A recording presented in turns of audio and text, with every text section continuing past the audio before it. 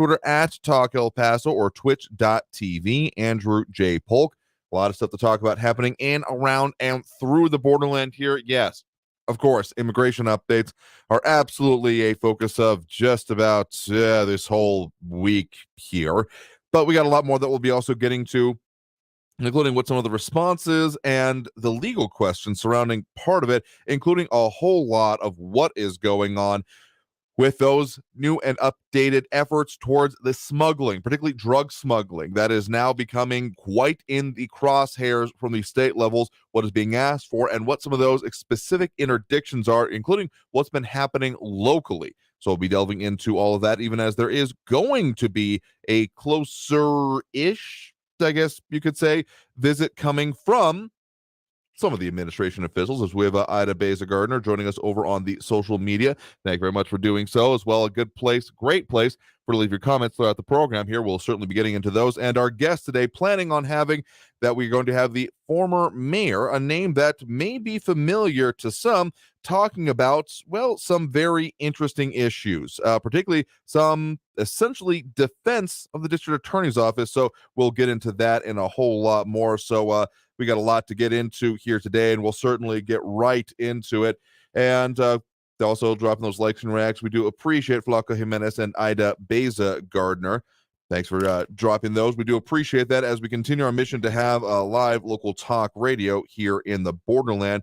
So again, let's talk about, we got a little bit more detail coming out today after the proclamation was signed yesterday about what's going to be going on, again, with the Department of Public Safety at Governor Greg Abbott directing more enforcement for, well, all of the different levels of drugs coming in. I mean, we've been seeing a lot in our area, specifically from our news partners over there at KFLX 14, their article we're quoting from here, but also the release into our newsroom not too long ago, that over the past few days, multiple attempts at smuggling levels of narcotics into the area, including the very much, I think, focused on lately, fentanyl, including one teen, a 18-year-old U.S. citizen, was found with just under half a pound of fentanyl strapped in the middle of his jeans, so to speak.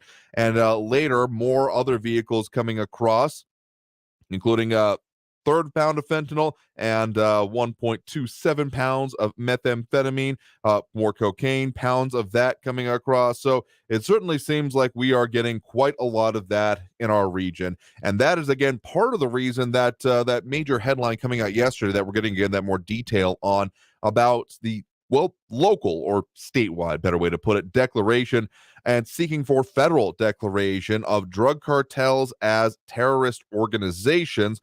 Really, where the rubber hits the road statewide when it comes down to it is that Governor Greg Abbott is asking for even more to come from the federal side, including those actual designations that could cause and trigger even further action and ability to respond to those, what we've already been calling on this program, transnational criminal organizations, which starts pretty quickly getting to some of those definitions.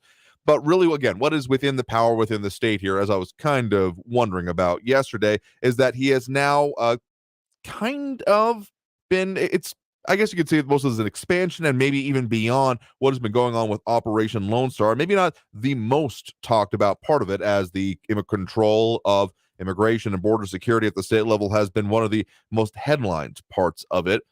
Really is asking for some of those state agencies already involved in that in order to work on further interdiction, really focusing on gangs operating within the state of Texas that could be, well, liaising with those Mexican and other, even beyond, drug cartels. So really hoping to seek to ramp up the prosecution, the enforcement, all of those aspects with it. Again, to focus on that, which, given all other things being equal, is not exactly a bad thing in my mind. I mean, seriously, the insidious nature of fentanyl, the discussions that we have had about it, and how there's pretty much no, outside of a very incredibly clinical settings, legitimate use of fentanyl at this point in time. Like, yes, it exists for a reason, was invented for a reason, but just like anything that is being abused, shall we say, not exactly anyone smuggling it, let's just put it that way, not exactly looking kindly upon them. And the serious death toll, I think someone said it yesterday, and we did put up on screen at that time, that there have been more deaths from fentanyl in this country than all U.S. service members that died during the Vietnam War, just to put it in a little bit of perspective. And I mean, as much as we talk about the opioid crisis as like a 2010s thing, maybe a little bit beyond, it's still very much going on. And this is just an offshoot of that. So this has been a long, drawn out conflict that, and I know another thought that is coming up is that, well, that's really just dealt with Appalachia. It's only really their problem. Nope, it's everywhere. And we are no longer that pass through that we have talked about previously. So continuing to focus on this and make sure that it is. We'll see what the actual quotes are, but again, quoting some of the reporting on it here, looking at the Texas Tribune specifically, that Abbott has now directed state police to, among other priorities, boost efforts to collect intelligence on cartels, investigate gangs in Texas that support drug and human smuggling, seize goods the cartels are smuggling back to Mexico, including cash. And Stephen Christopher saying, but there's no crisis on the southern border, according to the left. Listen, I've never gotten that particular rhetorical point when it comes down to, no, we're not calling it a crisis. Well, then what the hell do you call it? Because it's not exactly fluffy bunny time here in my mind. But if we're really going to be splitting hairs on this, okay, let's call it a very serious and bad set of situations. Is that more palatable these days? Because in any case, as long as we can all agree on the idea of there needing to be a response and a whole lot more done with it, you know what? Fine, call it whatever you want. But let's make sure that we've got resources being dealt with this and not even just throwing money at it. And so to that point, one thing I wanted to bring up here is that there is going to be, okay, we still don't see the border visit that I would love to be having. And again, open invitation for any federal and particularly administration officials to come on this show. Knock on wood that that'll ever actually happen. But seriously, we do have, as there hasn't been exactly even a visit by the quote-unquote border czar, we do have Vice President Kamala Harris that's going to be heading and headlining, actually, the Texas Democratic Party fundraiser that's coming up October 8th. Not even a few weeks from now and about 1 month ahead of the actual election. So I would very, very much like and hope that the vice president will take ever so a slightly closer jaunt on down to the border where those issues are going to be going on. I'm not going to hold my breath about it, but would love to see that potentially happen. And I I am aware that there are some excitement. Maybe excitement isn't the right word, but enthusiasm for the visit and the potential saying, okay, can we have you visit some other places coming along with it? But again, not exactly going to hold my breath. Again, happening in Austin this year. So closer to the border, I suppose. And it's been noted by the Texas Tribune here, one of the most high profile political appearance in Texas since the start of this administration by this administration. So yeah. Close only really works in horseshoes, hand grenades, and nuclear weapons, but hopefully more can come out of it. Otherwise, we're just going to keep talking about the quote-unquote attention having to be paid to this. RJ and more leaving comments there, but tell you, we're going to take that first break of the hour here right now. Should be coming back with another interview fighting some technical demons here right now. So we'll definitely keep talking about the issues affecting us here in the borderland and beyond. So stay tuned. More Talk El Paso after this break here on News Radio 690 KTSM. I'm your host, Andrew J. Polk. Whole lot more to come, so stay tuned. All of that on News Radio 690 KTSM. Don't go anywhere.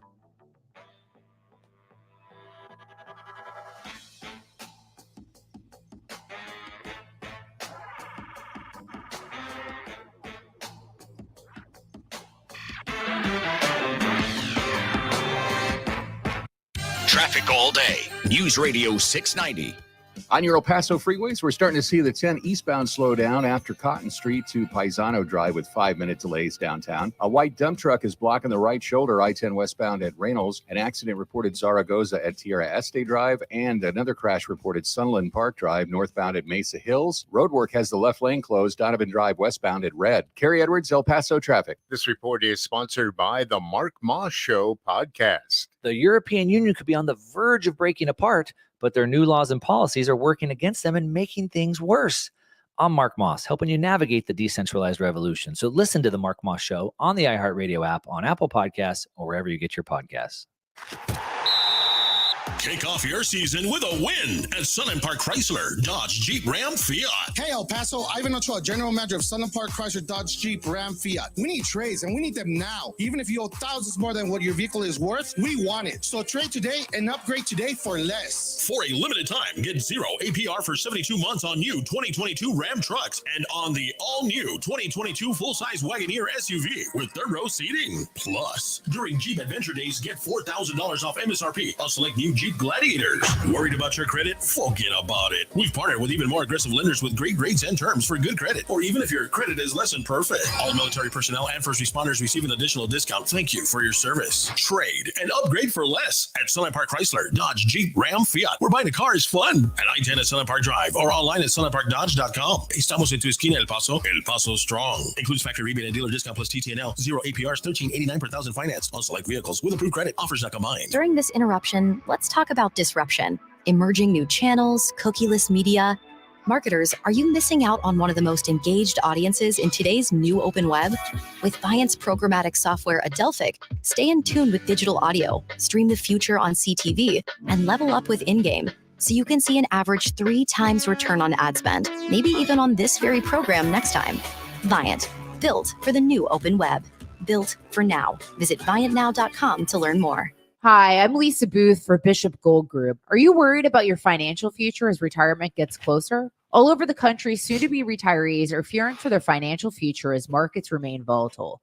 Bishop Gold Group helps you invest in gold and gold IRAs to protect your wealth and retirement during times of high inflation and wild swings in the market. Secure your future today.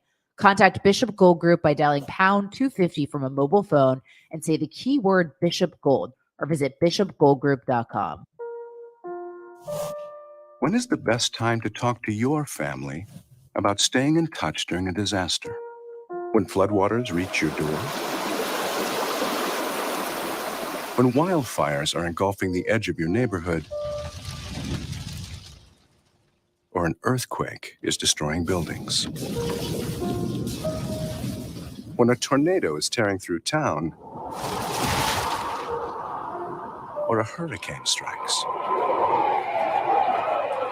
Or is the best time perhaps today? During a disaster, you may not be able to stay in touch with your family or friends as easily as you think. And it's not always as simple as using your cell phone. That's why now is the time to take action. Go to ready.gov/communicate and make your emergency plan today. Don't wait. Communicate. Brought to you by FEMA and the Ad Council.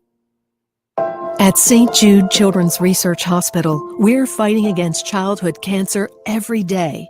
At the heart of this battle are our donors. Most of us want to make some type of difference in the lives of others. St. Jude does miraculous work. The fact that no one has to pay, it's a place where everyone is treated as an equal. Everybody is welcome here, and it doesn't matter your religion or what part of the world you're from. All that is taken away. It just gives you some hope. It's just a nice feeling to put your energy into something that really does genuinely make a difference in a child's life. There's just no greater gift. If we have the ability to help, then we have a responsibility to help. Finding cures, saving children. St. Jude Children's Research Hospital. Find out how you can help at stjude.org. News Radio 690 KTSM. Live from the KTSM AM 690 studios, it's Talk El Paso with Andrew J. Polk. To be a part of the show, follow on Facebook at facebook.com/Talk El Paso. Now here's your host, Andrew J. Polk.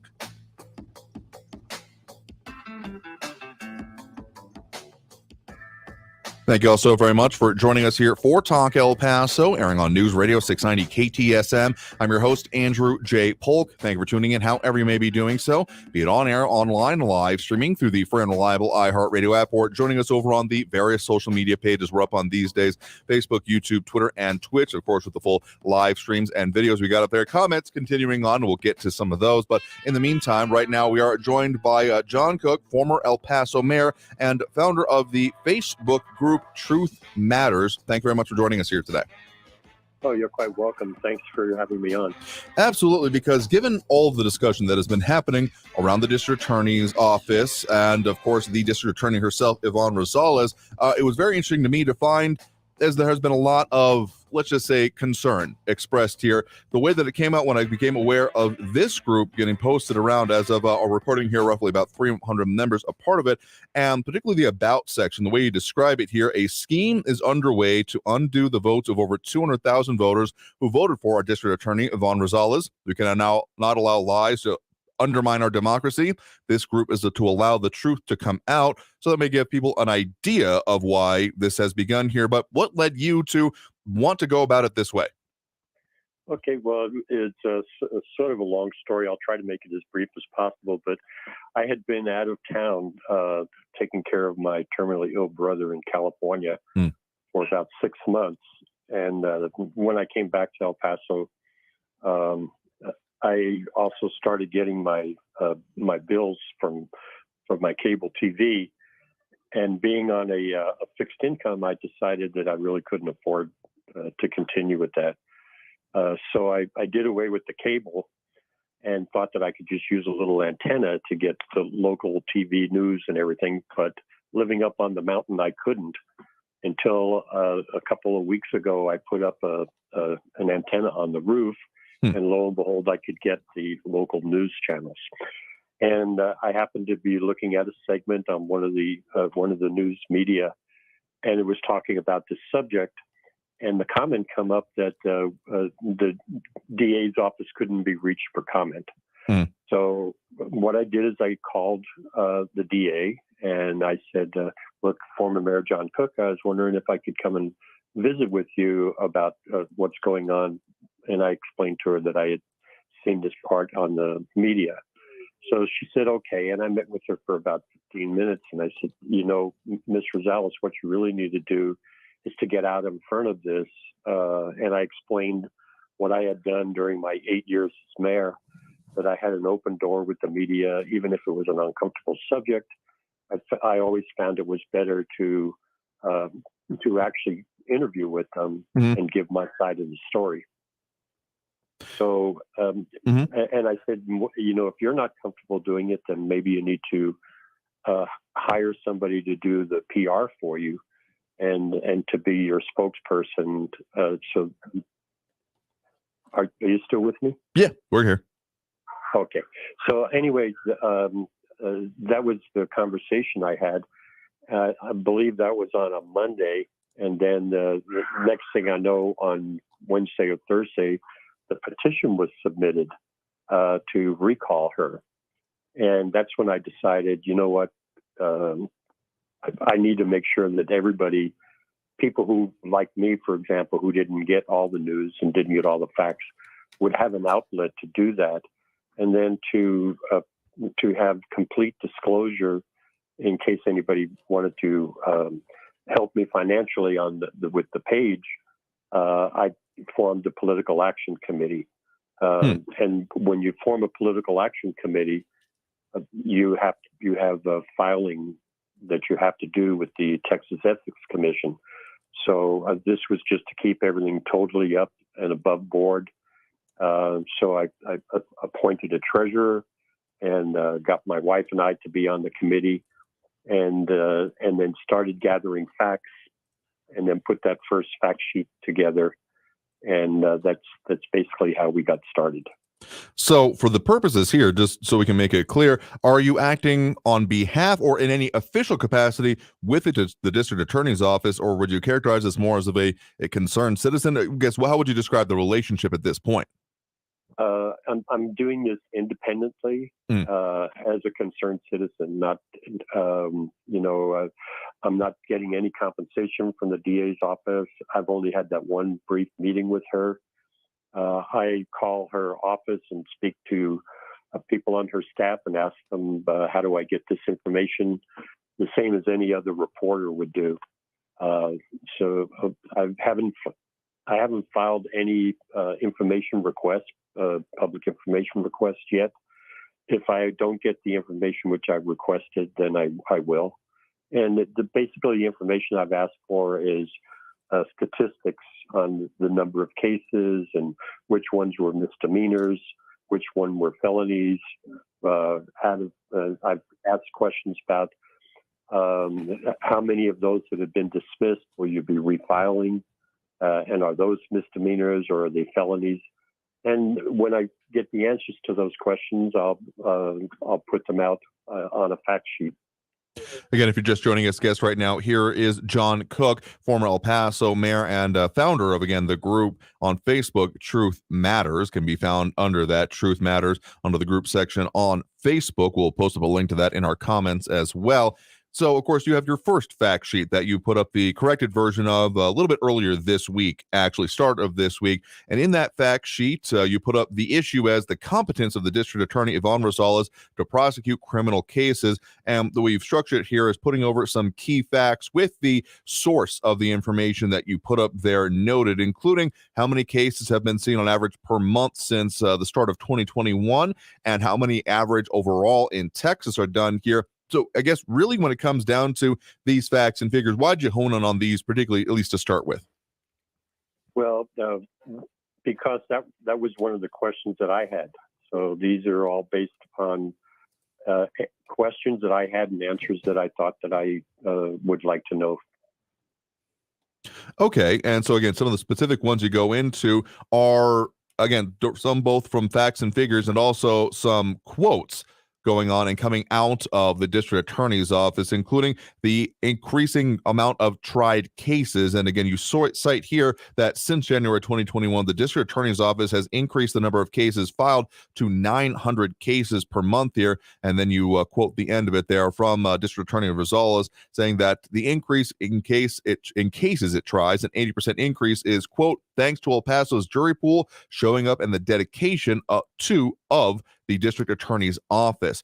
So what it looks like you're talking about here in a lot of the ways is pretty pro and in favor of the district attorney's office. How would you describe it about, well, your actual position on the district attorney and how the progression and way the office has been working so far? Well, the district attorney and her office had several challenges. One of those challenges, I think, was everybody knows we had a pandemic and the courthouse was shut down basically for 2 years. Mm. So in the 15-minute meeting that I had with her, I asked her, what kind of impact did you have from COVID? And she said, yes, COVID impacted us quite a bit. And it impacted us on some of the more serious cases because we couldn't get a quorum of grand juries. But in January, they started, that was back when it was 500 cases filed. That was because either they were misdemeanor cases, which you don't have to go to a grand jury on, or they were felonies, which required a grand jury.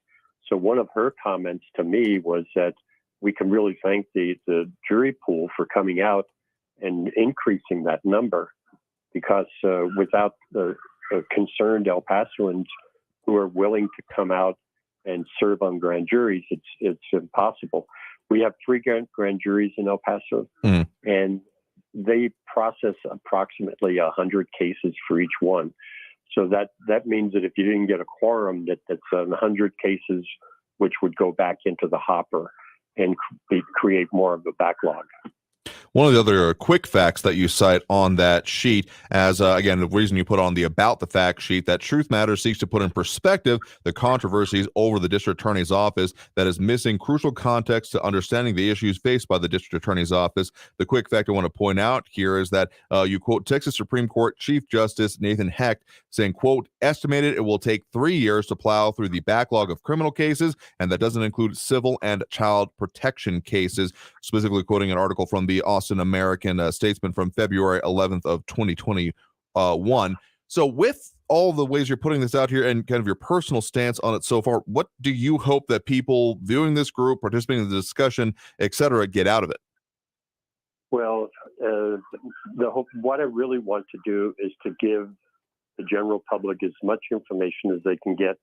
The way media used to work is I would watch the 6 o'clock news or the 10 o'clock news, And I would get something very brief on the news.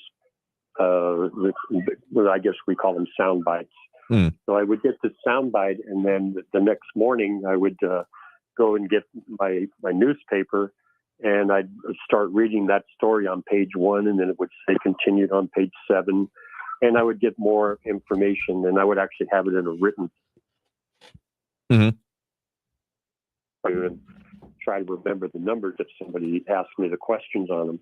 But in today's environment, with print media basically being not what it used to be, people don't really have that same level of news. So if they're going just by the soundbite and not by something with a little bit more detail to it, and the opportunity to question it too, because if you'll notice on my group post, people have the option of being able to comment on what I say. And that's really important, because in the very first fact sheet that I put out, I actually used the wrong terminology, and I had said that it was in January we were 500 cases tried, and now we're 900 cases tried. And one of the local attorneys here actually challenged me on it, and he said there's no way that she could have tried 900 cases in a month. So I went back and I found out that the actual term is not tried, but it's filed. I put a correction out, and that's the dialogue that can take place and should take place. This way you'll get to hear from people who are pro and people who are con on the subject, people who support her and people who don't. And my whole goal is not necessarily to defend the district attorney. It's just to try to put everything into context and see, are there things that she could have done differently that would have had a different result, and is this only happening to her? The reason I gave that quote that you just mentioned from the Austin American Statesman is this problem is nationwide, worldwide, and Texas-wide. From little towns to big cities, they have backlogs of cases, and everybody's having to deal with it. So this judge actually said that this is going to take us 3 years, in order for us to get to the end of it. So it's not unique to El Paso, and I thought people really needed to know that. Again, if you're just joining us, guest right now is John Cook, former El Paso mayor, and again, founder of the Facebook group Truth Matters, delving into issues as he sees them, as we're discussing here, involving the district attorney's office and the controversy surrounding it. So due for that next break right now. Coming out of this break, continue our conversation with Mr. Cook here and about these issues. So stay tuned. More Talk El Paso after this break here on News Radio 690 KTSM.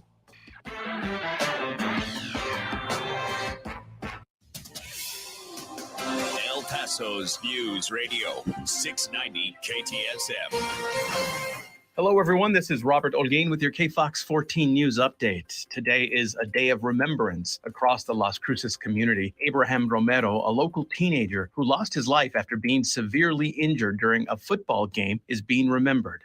Today was declared Abe Romero Day by local officials. He played for Organ Mountain High School, and Friday, Organ Mountain plays Centennial for their rivalry game. Meantime, Texas Governor Greg Abbott continues to send busloads of migrants to the East Coast. They arrived at New York City's Port Authority bus terminal this morning. Officials in New York say the city's shelter system is nearing a breaking point. The city now searching for new ways to house migrants that are being sent there from the southern border. This has been your KFOX 14 News Update. I'm Robert Olguin. News Radio 690. Traffic all day. Slow traffic on the 10 eastbound from Cotton to Paisano with 5-minute delays. Folks are calling in about a traffic accident. It's actually road debris that's blocking the exit ramp, Ramp H, I-10 eastbound near the Patriot. I-10 eastbound at Trans Mountain, a stalled truck's blocking the right shoulder. And an accident reported just now, Gateway East at Yarborough. Carrie Edwards, El Paso traffic. High pressure is dominating our weather, and that means dry and sunny conditions continue through the end of the week. Your forecast for tonight calls for mostly clear skies, light winds, with overnight lows cooling into the middle to upper 60s by tomorrow morning. Coming up tonight, we'll talk about what's in store as we wrap up the week, plus when we could see a few more storms and cooler weather. From the KFOX 14 Severe Weather Center, I'm meteorologist Kira Miner. This report is sponsored by Lowe's. Don't miss the energy savings event at Lowe's. Save energy and save money on select major appliances, including Whirlpool. Selection varies by location. Exclusions apply. Visit Lowe's.com for details. Valid through 9/28. Hello? Mike, this is Norma Jean at Sergio Lewis Body Shop near the airport. Have you seen Sergio? I'm expecting him in a few minutes to cut a new commercial. I'm really worried about him, Mike. He really believes he's a poet. It's gone to his head. There's plenty of room up there. Anyways, his poetry isn't that bad. Will you please have him call the shop? Sure, Norma. That's Norma Jean. Mike, gotta go. Yee, she's feisty. Hey, Sergio, there you are. Hey, Mike, I have this great new poem. Check this out, man. Sometimes even our darkest moments are enlightening. Hey, what's so funny, man? Nothing, Sergio, really. By the way, Norma Jean called. Really? What did she want? Oh, she was just telling me what a big fan she is of your poetry, Sergio. Sergio Lewis Body Shop at 3800 Admiral near the airport, where it's the customer's choice, not the insurance company's, and there's a lifetime warranty on all collision repair. 593-0191. Talk El Paso, weekdays at 4 on News Radio 690 KTSM, breaking down the impact of the news on the borderland and beyond. Brought to you in part by Mission Del Rey Southwest, souvenirs, gifts, and decor. That's Talk El Paso, Monday through Friday, 4 to 6 p.m., right here on News Radio 690 KTSM. Summer is winding down, but business needs keep ramping up. Check out Indeed, the all-in-one hiring solution that helps you attract, interview, and hire candidates. Visit Indeed.com/credit and get $75 towards your first sponsored job. Terms and conditions apply. This report is sponsored by Indeed.com. News on the hour and a half. Traffic and weather all day. I don't watch television, so I get all my news from you. News Radio 690 KTSM.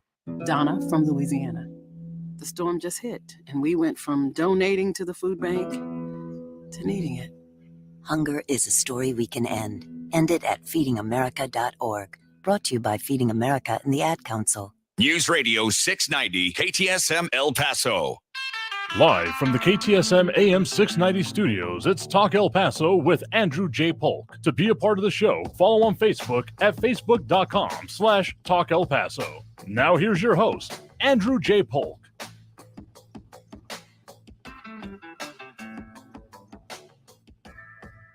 Welcome back here to Talk El Paso, airing on News Radio 690 KTSM. I'm your host, Andrew J. Polk.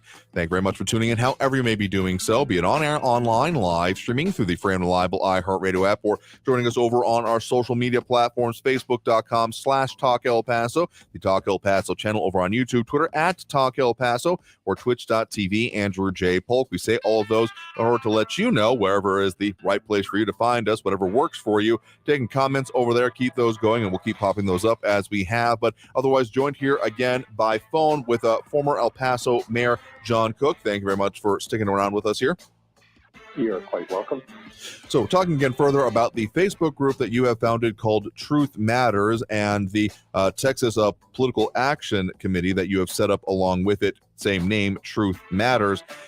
All focused around the controversies and the much discussion that has been going on involving El Paso's district attorney and the, again, chief office holder there, Yvonne Rosales, as the district attorney, along with other things involving the office. And so, again, these fact sheets that you have put together here do say at the bottom, political advertisement paid for by Truth Matters, and listing the treasurer, where you have it registered, the street address, those kind of things there. And so there has been some discussion already about this being essentially political advertising, because it is basically labeled as such here. It seems like you try to give some clarification on that in some of the postings, again, on the group itself here. So when it comes to that and people understanding your purpose here, how do you describe that?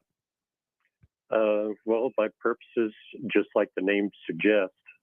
It's that truth matters, and that the general public needs to have all the facts that they can possibly gather on this very critical issue, especially when you're trying to blemish somebody's reputation, number one, and to remove them from office, number 2. Now, if you recall, there was a recall effort against me, and there was a recall effort against other city council people.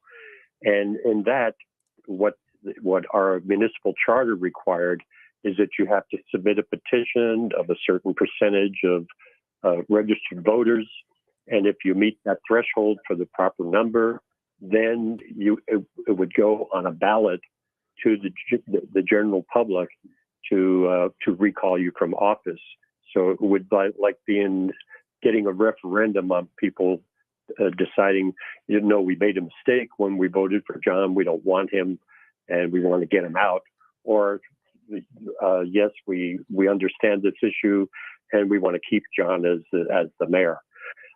In this particular case, we fall under the Texas Constitution. And the Texas Constitution, in order to remove an elected county official, what you have to do is submit a petition to the court. Typically, it's done by the county attorney's office.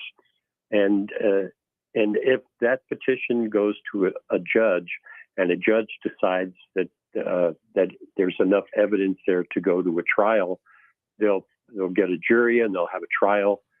So in reality, what happens is you have, say 12 people that will decide the will of 200,000 plus people that voted her into office. So to me, that whole system seems flawed. But that's what we're stuck with the Texas Constitution. To the point then about this being essentially political advertisement, you've again responded on the page itself here that those are required disclaimers at the bottom of the first fact sheet, and will, I'm assuming, coming on any forthcoming fact sheets, again, that political advertisement disclaimer right at the bottom of it. So those that are dismissing it, saying that this is advertising, this is admittedly in support of Rosales here, and dismissing it on that way, what would you say to them? I would say that the reason I formed the committee was so I would be forced by law to let people know who is supporting the effort financially, that it wasn't coming from the DA's office, that it wasn't coming from some rich, powerful guy from somewhere, that it was that whoever contributes to the campaign, which is what you're required to call it when you form a political action committee, that whoever helps fund that effort becomes a matter of public record and has to be disclosed to the Ethics Commission. So this was all trying to be transparent and accountable so that there were no secrets but behind closed doors or a back room with cigar smoke and all that stuff, that it was just a very valid effort to just get the facts out. And it holds me to accountability. But once you do that and form that committee, then you're required by law to put that posting on the bottom that it's considered a political advertisement and who the treasurer of the PAC is. Again, if you're just joining us, guest right now is former El Paso Mayor John Koch and founder of the Facebook group Truth Matters, focused around the controversies and issues and discussion happening in the community involving the district attorney's office for El Paso. Want to find out more about that? Again, we'll link that over it, but it's Facebook Truth Matters. Search that up, particularly for El Paso, and I am guaranteeing you'll find it. We'll have the link over on our social media as well. So to some of those issues then, particularly, as you mentioned about the number of cases being filed, of course, one of the many recent discussions we've had about this has centered around the action now being taken by the public defender's office here in El Paso, seeking the dismissal of certain cases, numbering in the high hundreds, low thousands at this point here. I think the total was just under 1,000 as of last check. And there's been a lot of discussion about that in the community. So with the amount of cases that you're saying have been filed, but the amount of dismissals that are taking, how do you reconcile that? What you have been looking at leads you to conclude at this point? Okay, when that really caught my eye when it came from the public defender's office, because typically in El Paso, and anybody listening to the show can correct me if I'm wrong, but typically the public defender's office was very reactionary. They would wait until the district attorney would do something in order to respond to it and appoint an attorney to cover the case. But in this particular case, all of a sudden the public defender's office was proactive. And, they were the ones calling it, saying, okay, let's bring these cases to trial. And I can understand the argument there. And the argument is, you have people that are accused of something and they haven't had their day in court yet. And it's unfortunate that happens. But once you have this backlog of cases due to a pandemic, it really exacerbates things. So I really don't know what the reasoning was behind the public defender's office to basically start this when typically they didn't. Maybe it was because they had never had this amount of a backlog of cases and said, you know what, this is time we get this out and just put it all on the table. Or the other thing could be that the public defender's office, and I don't know her personally, or him personally, whoever it is, but it could be that the public defender's office is jumping on the bandwagon, when you, and then starting to pile on along with the other people who are not supportive of Ms. Rosales. I think one of the biggest underpinning things for at least many of the community that we've had comment on this show or otherwise expressed to me personally, concern is particularly involving the August 3rd prosecution. That case being arguably one of the most significant bits of prosecution to happen potentially in this community within living memory. I feel it's pretty fair to say, as got a lot of people concerned, particularly as this situation and the debate around it continues to evolve here, whether that will be able to be successfully concluded.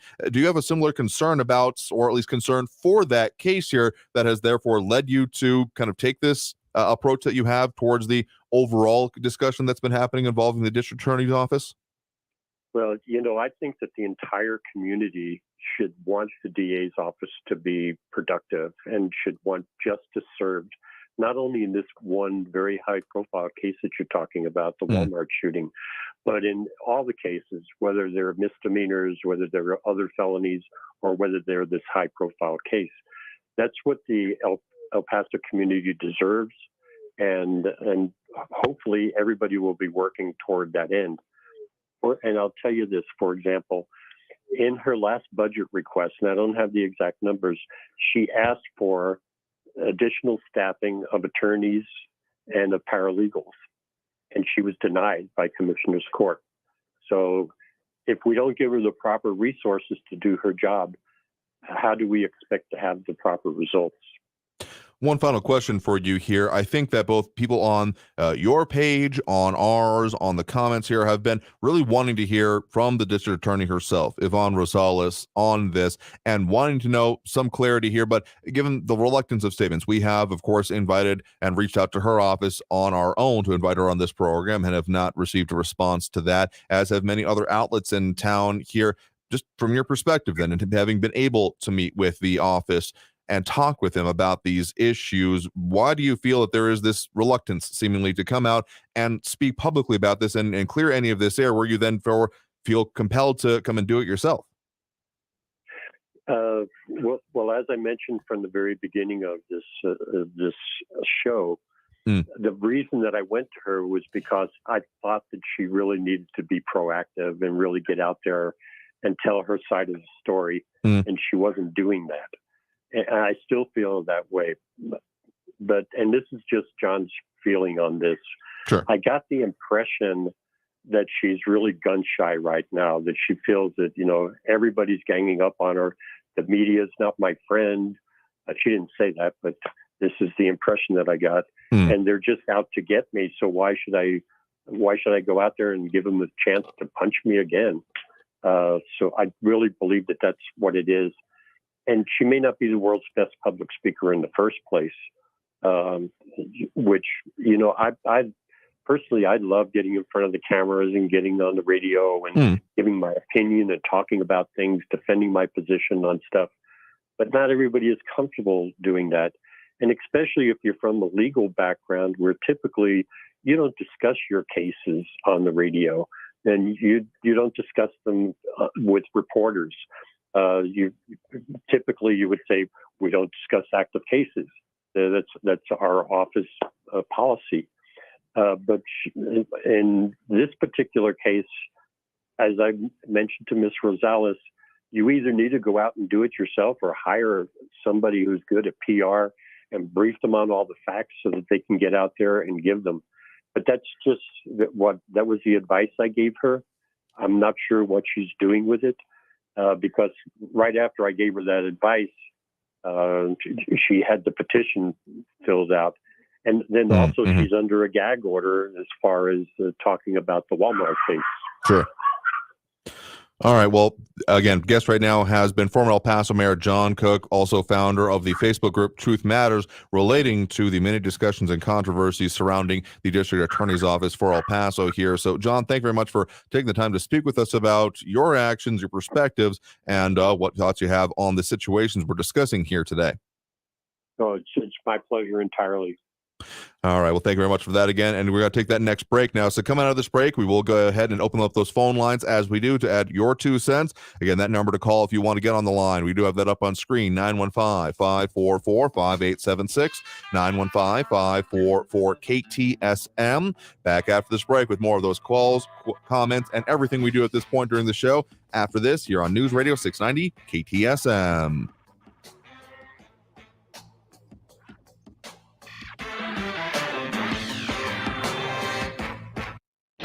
Traffic all day. News Radio 690.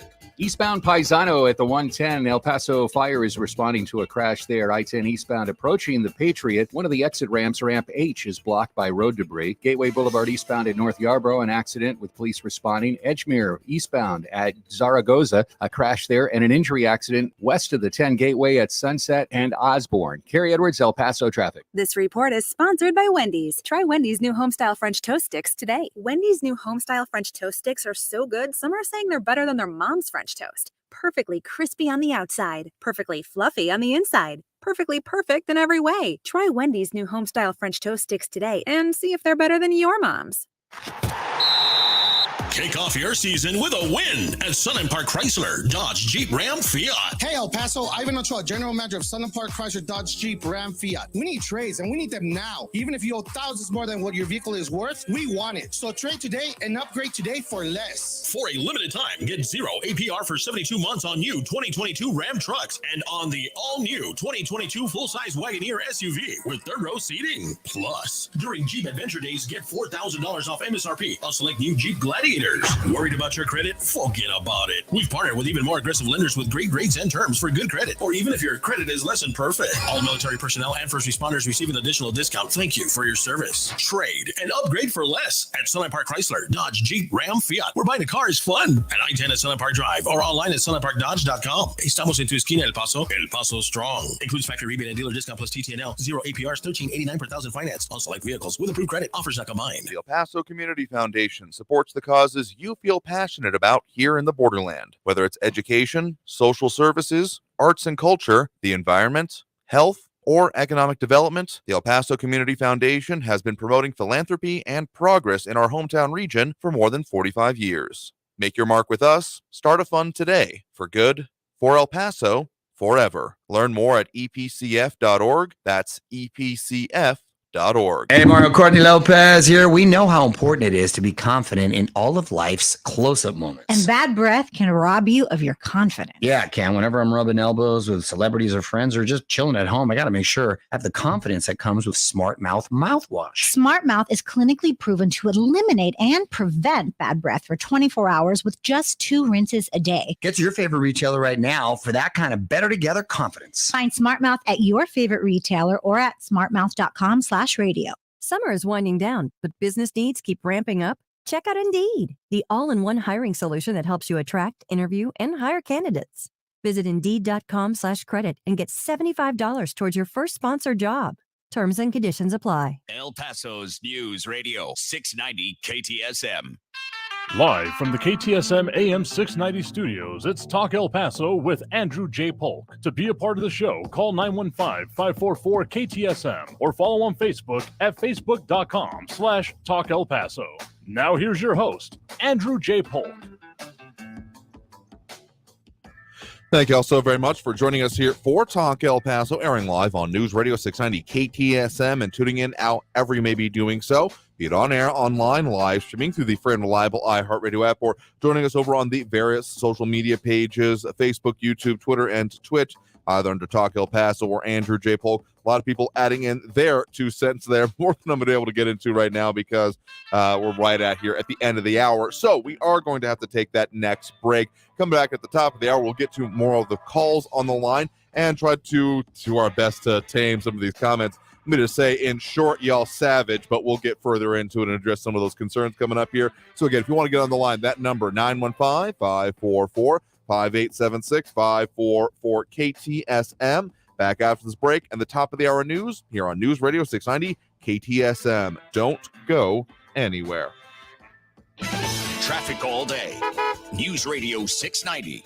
Eastbound Paisano at the 110. El Paso Fire is responding to a crash there. I-10 eastbound approaching the Patriot. One of the exit ramps, ramp H, is blocked by road debris. Gateway Boulevard eastbound at North Yarborough, an accident with police responding. Edgemere eastbound at Zaragoza, a crash there, and an injury accident west of the 10 Gateway at Sunset and Osborne. Carrie Edwards, El Paso traffic. Let's face it, credit cards are pretty much a necessity. New tires for the car? Here's my card. I order takeout, use my card. And most of us just accept the high interest rates credit cards charge as a necessary evil. What are you going to do? Get a low fixed-rate credit card consolidation loan from Lightstream from $5,000 to $100,000 and pay off those credit card balances. Apply online, and you could get your money as soon as the day you apply. The average credit card company charges over 19% APR. But with Lightstream, you can get a fixed rate as low as 5.73% APR with autopay and excellent credit. Now I can pay off my high-interest credit cards and save money with a much lower rate. Apply today at lightstream.com/radio and get an additional interest rate discount. That's lightstream.com/radio. Lightstream.com/radio. Subject to credit approval. Rates range from 5.73% APR to 19.99% APR and includes 0.5% autopay discount. Lowest rate requires excellent credit. Terms and conditions apply, and offers are subject to change without notice. Visit lightstream.com/radio for more information. 180 over 111, and I had a stroke. I couldn't speak or walk. This is high blood pressure. Get back on your plan. Go to loweryourhbp.org. Brought to you by the American Stroke Association, American Medical Association, and the Ad Council. News on the hour and a half. Traffic and weather all day. Keeping you informed and up to date. El Paso's News Radio, 690 KTSM. News on the hour and a half. Traffic and weather all day. News Radio 690 is KTSM AM El Paso, an iHeart radio station. NBC News Radio, I'm Brian Shook. The CEO of one of America's largest banks is warning of a possible recession. During testimony before a Senate committee, Jamie Dimon of J.P. Morgan Chase says this is due to multiple factors. Rising rates, more inflation, war in Ukraine, which is deteriorating, oil prices, which I still think are kind of precarious. That remark came after the Federal Reserve raised interest rates in order to fight ongoing inflation. If the Iranian regime gets a nuclear weapon, they will use it. That's what the Prime Minister of Israel said while addressing the UN General Assembly. He said the world needs to make it clear that it'll respond with military force if Iran moves forward with its nuclear ambitions. He added, "We will do whatever it takes. Iran will not get a nuclear weapon." The House has approved a package of policing and public safety bills. A group of progressive Democrats held up votes for a couple of hours while objecting to accountability measures in the package. House Democratic leaders finally secured the votes they needed, and voting got underway. The WHO is warning that identifying new COVID variants is getting harder as testing declines. Lisa Taylor has more. The organization's COVID technical lead said the virus continues to spread at an incredibly intense level, and the WHO is concerned it's evolving without being detected. She noted the WHO is tracking about 200 different subvariants of the fast-spreading Omicron variant that's dominant in the U.S. I'm Lisa Taylor. The Labor Department Inspector General says there was over $45 billion in potential unemployment insurance fraud from the pandemic. That's far more than what was previously estimated by the watchdog. The federal relief package former President Trump signed in March 2020 widened the ability for people to receive benefits. You're listening to the latest from NBC News Radio. The Federal Reserve isn't the only central bank around the world raising interest rates to fight inflation. The Bank of England raised rates by 0.5 percentage point today. The Swiss National Bank increase came in at 0.75%. Meantime, Freddie Mac says a 30-year fixed-rate mortgage came out to an average of around 6.3% for the week that ended today. That's a jump of more than 0.25 point from last week. New numbers show the work from home trend is here to stay. People see remote work as a perk. So if you're the one company that's not offering remote work, you're going to be losing talent. University of Texas management professor Andrew Brodsky says a growing number of job listings offer work from home, especially in the tech sector. The latest numbers from the Census Bureau show about 18% of Americans worked from home. That's more than 3 times what it was before COVID. One of the things that I've been seeing in job listings, you can work from anywhere you want. You don't have to live in, one of the 5 most expensive cities. Brodsky expects the work from home numbers to continue to rise even higher. Something's rotten at the Jersey Shore. Thousands of dead fish in the water on the sand, hugging boats and homes at Harvey Cedars Beach on Long Beach Island. They're peanut bunkers, generally used for bait, and the stench they're producing after washing up earlier this week is overwhelming. Fish experts haven't figured out what's caused the die-off. The beach town, meantime, is facing a massive cleanup. Sarah Lee Kessler, New Jersey. Taco Bell is set to test its long-awaited Beyond Meat carne asada in Ohio. The fast food chain's locations in Dayton will start selling the item next month. Early last year, Yum Brands, which owns Taco Bell, signed a deal with Beyond Meat to create exclusive menu items for its chains, which also includes KFC and Pizza Hut. Brian Shook, NBC News Radio. The can't-miss music event of the year is finally here. Our 2022 iHeartRadio Music Festival. Featuring once-in-a-lifetime performances from the biggest superstars. Live from T-Mobile Arena in Las Vegas. Tomorrow night and Saturday night, starting at 8 p.m. Watch on the CW app and CWTV.com. And listen on iHeartRadio. Capital One is the proud partner of the iHeartRadio Music Festival for the 6th year in a row. Bringing great products, rewards, and services to its customers. What's in your wallet? This report is sponsored by Wendy's $5 Biggie Bag. Wendy's Biggie Bag is still just $5. Get a double stack junior bacon cheeseburger or crispy chicken BLT plus 4-piece nugs, small fries, and a small drink. Grab your bag at Wendy's today. Includes choice of double stack JBC or crispy chicken BLT with 4-piece nugs, small drink, and fries. U.S. price and participation may vary. Prices may be higher in Alaska and Hawaii. A construction site is a noisy place where things can be misinterpreted. We need to redo the drywall. It can sound a lot like rewire the hall? They're firing Paul? Wait, what did I do? or even Install a waterfall. Whose dumb idea was this? be on the same page at every stage with Autodesk, from the designers to the field crew to the owner of the finished building. Autodesk Construction Cloud gives everyone clarity. Now, how about that drywall? Tired of the news about how everything is costing more? Everything is stubbornly high. Us too. That's why we made the iHeartRadio app absolutely free. When you download the free iHeartRadio app, you have radio stations you love at your fingertips whenever you want, wherever you want, along with millions of podcasts from the news you crave to the true crime series you can't resist. Playlists to fit any mood or activity. And here's the part you don't want to miss. It's all free. Download the free iHeartRadio app and discover music, radio, and podcasts you'll love. Kids dream big. Protect your child's dreams by keeping them healthy. If your son or daughter is age 11 or 12, the American Cancer Society recommends giving them the HPV vaccine to help prevent HPV cancers later. Learn more at cancer.org/dreambig. News Radio 690 KTSM. Live from the KTSM AM 690 studios, it's Talk El Paso with Andrew J. Polk. To be a part of the show, call 915-544-KTSM or follow on Facebook at facebook.com/Talk El Paso. Now here's your host, Andrew J. Polk. Thank you all so very much for joining us here for Talk El Paso, airing live on News Radio 690 KTSM. I'm your host, Andrew J. Polk. Thank you for tuning in, however you may be doing so, be it on air, online, live streaming through the free and reliable iHeartRadio app, or joining us over on our various social media outlets we're up on these days, facebook.com/Talk El Paso, the Talk El Paso channel over on YouTube, Twitter at Talk El Paso, or twitch.tv, Andrew J. Polk. There's even a few other pages within those platforms that we're also on, but really the only thing you need to know is that whatever works best for you, wherever you can see us, hear us, do the commenting thing, all those parts is the right place for you as we continue our mission to have live local talk radio here in the borderland and discuss the things that affect those of us who live right here, because no one else is going to talk about this stuff the way we do. So wherever you may be tuning in from, El Paso, the county, points beyond southern New Mexico, and anywhere within cyberspace, I guess technically these days, we're going to be continuing on here into hour 2 of the program, and a whole lot of very interesting points being brought up here. Apparently, RJ taking a little bit of issue with the idea of my savage comment. Look, I was just trying to summarize in the less than a minute we had at the end of the last segment, but he was responding savage with 4 exclamation points in all caps. I can't begin to type how I really feel it might violate community standards. Just as a tip, one of the reasons we have all those different ways we're up, and Kathy Coterie also kind of taking issue with that.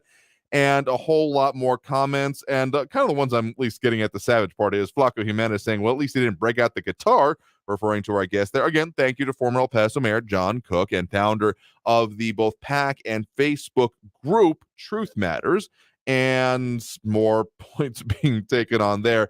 And a lot of commentary going on. Just to name a few here, we do have Kathy Coterie, Abel Rodriguez, Eric Von Holstein Rathlow, Flatty 915, again waiting for Cook to start singing Kumbaya.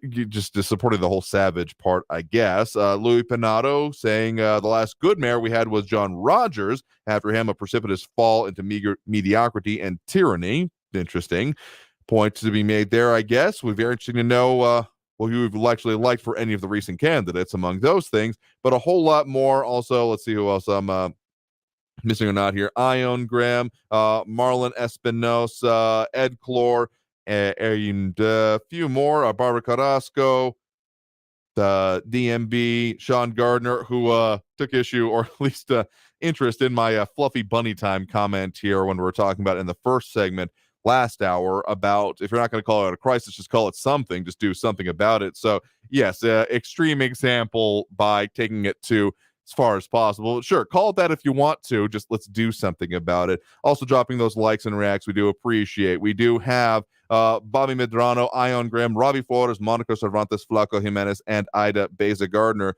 We posted up some of the comments, as we do over on the stream during the interview. At least one more that I want to make sure that we mention here. This is a little bit too long to show up on screen, I think, but Marlon Espinosa said, you should have asked her, referring to, again, former Mayor John Cook, should have asked her, why do local attorneys don't want to work for her? The DA's office in an all-time low of assistant DAs. Why is that? Her challenger, Jaime, was 1,000% more qualified than she was. The race was really close. Unfortunately, the real reason was because she was a female and a Democrat. She probably had a few more after parties than Jamie did, or Jaime.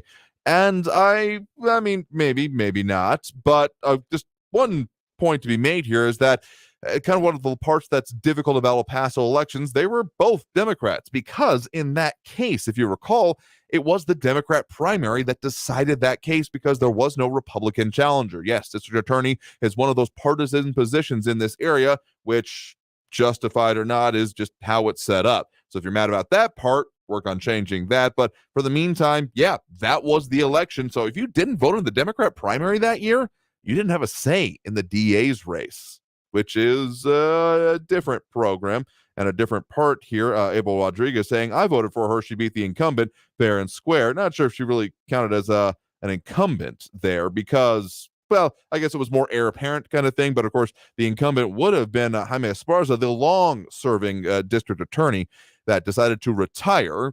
But in any case, hindsight's 2020 and can always go back and armchair quarterback elections. And Bobby Medrano with an interesting comment there saying we need to send all immigrants to El Paso. Again, that's a very interesting statement to be made here, particularly since some of the reporting coming out of our area right now is that there is more government contracts coming, with the city having now put up its migrant processing center, migrant service center, rather, I should argue, on September 3rd, while the county opening their one, that roughly $7 million facility we talked about early in the week, expected to open early in October. And that we're looking at least at the start of this week, again, according to El Paso Matters, there are about 3,000 having been essentially shipped out of town, put on buses. So we still got a lot to talk about there. But again, thanks to our guest from last hour, John Cook, for talking to us about his perspective and why he started an interesting effort. Wanted to know further about it, even if I guess some of the efforts, such as Flatty915, seemingly appreciating the insightful interview. Well, open to your opinion there. But a lot more comments we'll get to. And of course, we do have those phone lines open. That number to call if you want to get on that way. Full up at the moment, but you can squeeze in later is 915-544-5876, 915-544-KTSM. And RJ saying, never thought I'd missed Jaime Esparza. Again, hindsight 2020 armchair quarterback all you want, but the elections have consequences is a very short phrase for a very complex topic we're kind of delving into. But let's get to those phone lines. Right now, we do have Raul in Northeast on the line with us here right now. Raul, thanks for joining us. Hey. Raul? Ooh, okay. Looks like we lost him there and get a little bit too excited on the phone line. Nothing doing on this end, so try calling back, but it sounds like we got disconnected. So we'll continue down the list here. We do have Barbara on the west side here with us right now. Barbara, thanks for joining us. Hi, Andrew. Thank you for taking my call. Hmm? I just wanted to follow up on some comments that were made yesterday. There was a gentleman that called in and was wondering, how is it that all these illegal immigrants are getting here to the United States and have phones and all this and that? Hmm. Well, this is part of the reason they're here. President Biden spent $3 billion to bring poor immigrants to get into the United States. He's actually spent $3 billion bringing them here to get into the United States. Despite, and I'm reading, pro-immigration groups complain that current illegal migrants are going homeless on high-rent cities. So he's bringing them in knowing that we can't even house the ones that are already here. And what was so sad, I'm sure everybody heard about the mother that committed suicide in New York at one of the shelters up there. Mm-hmm. She'd been there since May. So this is already out of control, but you don't hear about her death in the news, which is very sad. And then another reason is the Department of Health and Human Services has issued a $2 billion contract to private companies to deal with the illegal immigration crisis too. In addition to that, we have an organization called, let me see if I got the Refugee Admissions Program. This organization wants to take the business away from the coyotes and bring in these illegal immigrants on their own. I'm sorry, the name is Lutheran Immigration and Refugee Service. So they're asking the Biden administration, and maybe they already have the money, maybe the government approved it and I'm not aware of it, but they actually want to do what the coyotes are doing now, bringing in these people, but they don't want them harmed. So that is a dream in and of itself. Mm-hmm. And then there was we talked earlier in the week regarding border patrol agents being told to break the law. Well, here is what just came out, and I'm going to read the title. I always want to be accurate. Border Patrol headquarters ordered agents not to assign migrants registration numbers to clear overcrowded facilities. So they didn't want the conveyor belt of illegal immigrants to stop operating. They wanted it to keep operating at optimum speed. And what these registration numbers do, they create a file on each specific immigrant, and that's how they continue to monitor them. I did a percentage. In 2021, 28% of those that were processed did not get a registration number. So Congress is telling Border Patrol, find them. See, these agents are being ordered to do things out of norm just to keep them coming in. So that's a dangerous practice that Mayorkas is now doing. And then those shelters or welcome centers that we have, and correct me if I'm wrong, but I believe that Samaniego said that they were being tested for COVID. I couldn't find anything where it said they were actually being vaccinated. Mm-hmm. So my worry is, and like I talked about before, is that TB was being misdiagnosed for COVID. And Texas is one of the states that is experiencing a high level of TB cases now. So what responsibility is the city and the county going to take to ensure that they are not misdiagnosing misdiagnosing TB for COVID. So those are things that they need to consider too. And the third thing is a lady called in regarding Fort Bliss and saying that we're almost up to 10,000 children. I went back into my research and stuff, and there were 2 reports filed, and I discussed them way months ago, last year, as a matter of fact. There were 2 complaints filed against Fort Bliss by the Government Accountability Project, one on July the 7th and one on July the 28th, 3 weeks later. And what they basically said, and I can't imagine how they're managing up to 10,000 children if they had 4,800 children when these complaints were registered.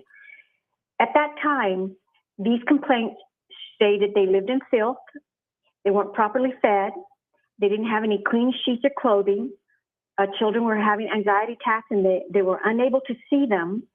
They're supposed to have a sight, I guess they're supposed to be able to see a certain distance, eyes on there, and they couldn't see them because of the bed. So some of these children weren't eating, some of them were sick and not getting medical attention. And if you recall, some of them were riding because they wanted to escape the facility. I did not realize that we still had that many children coming in, unaccompanied minors, coming into Fort Bliss. That's really sad when they told us that everything was under control, that we know what we're doing, and that all these children had sponsors or place to go. And now we're finding out that illegal immigrants are becoming homeless and they don't have sponsors for these children. This is out of control, El Paso. If you can't see what's happening, if you can't see what our Congresswoman advocates and supports, then you're truly blind, because we are hurting. The whole community is hurting. I drove down Overland the other day going to a county commissioners meeting, and I had the green light. And as I was going through the street slowly, because there were people everywhere, 3 men just came from the curb, crossed right in front of me. And these people do not have friendly eyes. They don't smile at you. No, they throw daggers at you with your eyes. So I just wanted to get the heck out of there. But our community's in danger. We can't continue to, now they want another welcoming center. Something's got to give. And what's going to give is our safety and our sovereignty. And we're not safe in our communities. And Escobar doesn't care. And Samaniego is advocating this to, in a way, they have their back up against the wall, but they can push back. Other county commissioners, other mayors, other Congress people along our border have pushed back against the Biden administration. At least show them that there's pushback in the community, and none of that is happening.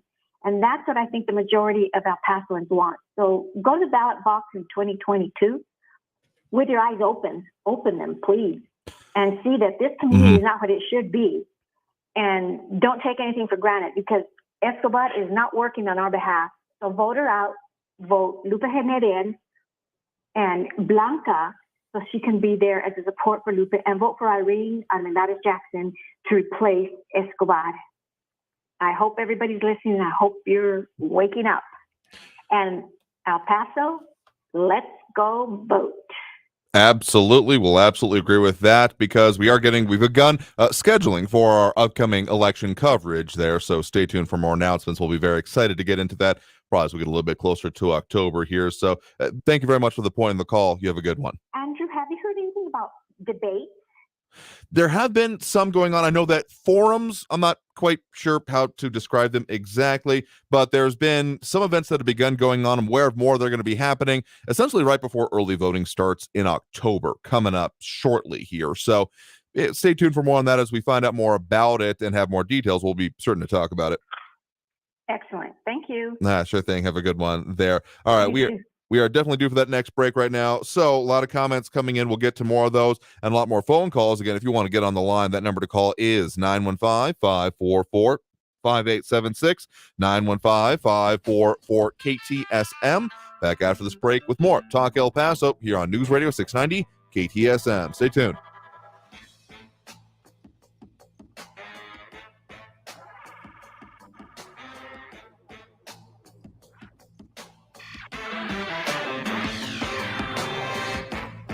Traffic all day. News Radio 690.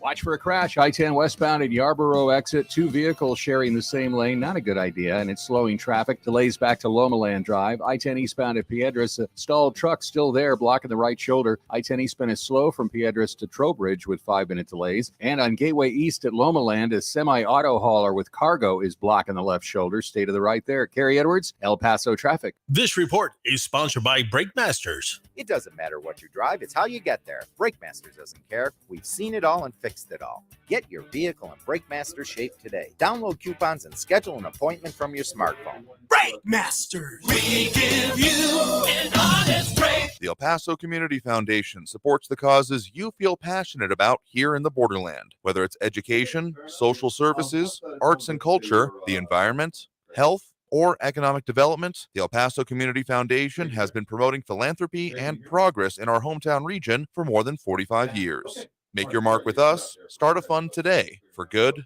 for El Paso, forever. Learn more at epcf.org. That's epcf.org. Hey, Mario Courtney Lopez here. We know how important it is to be confident in all of life's close-up moments. And bad breath can rob you of your confidence. Yeah, it can. Whenever I'm rubbing elbows with celebrities or friends or just chilling at home, I got to make sure I have the confidence that comes with Smart Mouth mouthwash. Smart Mouth is clinically proven to eliminate and prevent bad breath for 24 hours with just 2 rinses a day. Get to your favorite retailer right now for that kind of better together confidence. Find Smart Mouth at your favorite retailer or at smartmouth.com/radio. This is a special alert to all Americans who own a vehicle with less than 200,000 miles with an auto warranty about to expire or with no warranty coverage at all. Due to a decline in the economy, CarShield is announcing a low-cost month-to-month vehicle protection plan that is now available to the public to save any driver out-of-pocket expenses on future auto repairs. Call now to find out how you can pay almost nothing for covered auto repairs. Yes, you heard that correctly. Pay almost nothing for covered auto repairs. An open phone line has been established for all drivers to call for a free quick quote. Call 800-828-5242 now. Drivers who are covered will not have to pay for covered repairs again. This protection plan is at an all-time low. Additionally, drivers who activate this vehicle protection today will also receive free roadside assistance, free towing, and car rental options at no additional cost. Call us for your free quick quote today. 800-828-5242. That's 800-828-5242. What do you have to lose? Call 800-828-5242. Again, 800-828-5242. I adopted Bento in 2010 from a shelter. A lot of people know him as Keyboard Cat.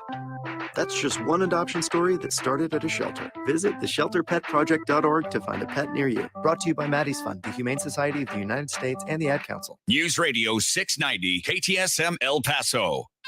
Live from the KTSM AM 690 studios, it's Talk El Paso with Andrew J. Polk. To be a part of the show, call 915-544-KTSM or follow on Facebook at facebook.com/Talk El Paso. Now here's your host, Andrew J. Polk. Thank you all so very much for joining us here for Talk El Paso, airing live on News Radio 690 KTSM. I'm your host, Andrew J. Polk. Thank you for tuning in, however you may be doing so. A lot of ways to interact with the show, particularly at this point during the program.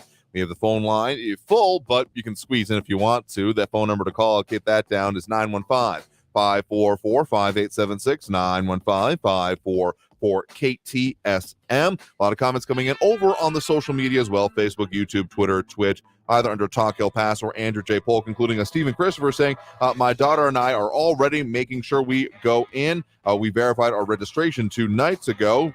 Good on you. Again, check with either the Texas Secretary of State or with the epcountyvotes.com website to make sure of your registration, what you're going to be voting for, and what's going to be on the ballot for your area. Very important here. Maria Coleman, concerned about spread in here in El Paso, saying, I've talked with several people in El Paso who have contracted COVID. They have all contracted the virus at the El Paso airport, so I highly doubt CBP or anyone is testing the illegal migrants. It's an interesting point to be made. I feel like I've heard about testing brought up, or screening rather, but really the process of what it's come down to at this point with resources so strained has not been made clear. I haven't seen much talked about it. RJ saying, you fly children out to unvetted sponsors in the middle of the night. Biden reversed the policy to vet sponsors. To take a wild guess, the abuse these children face. I mean, we're still seeing thousands, if not more. Latest report I was able to find from, say, the Women's Refugee Commission and the First Focus on Children tour they did of the El Paso facilities in recent 8-ish months, happening a couple months ago in June of 2022 here, saying that they still had concerns about things, the way things were organized. Not getting the exact numbers, but still looking like there's a lot of population there. Abel Rodriguez responding back saying that there are very few people still hanging out in downtown, and yet with supply of room, space, ability to deal with it still so strained, like sure, the focus on the streamlining of essentially getting people out of town continues to be the local government response, already been more or less the focus for the local nonprofit community for years now. If it stays that way, good, but I don't know entirely if it will. Also saying that Barbara needs to run for office, a comment coming in there. Whole lot more going on over there, including Louis Penado, Ed Clore, EFR, Ion Graham, Bobby Medrano. A lot of comments coming in, just those dropping likes and racks. Stephen Christopher, Bobby Medrano, Ion Graham, Robbie Flores, Monica Cervantes, Flaco Jimenez, and Ida Beza Gardner. We do appreciate that. And Austin Redfern asking one important question there about the immigrants. Do they have the ability to sue? Simply, there's no defense for sexual harassment, no defense for racial discrimination. It's very possible there are infinite opportunities for lawsuits to occur.